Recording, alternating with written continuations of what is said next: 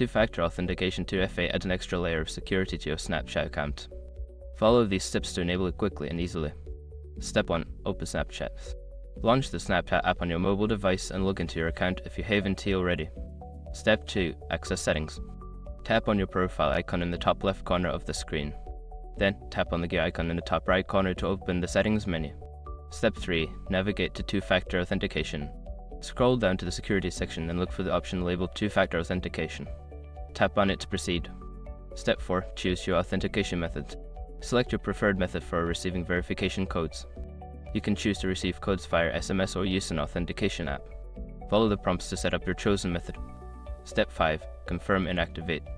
Once you've set up your authentication method, Snapchat will send a verification code to confirm. Enter the code when prompted, and your two-factor authentication will be activated. Now your Snapchat account is more secure with two-factor authentication enabled. Remember to keep your verification method accessible for future logins.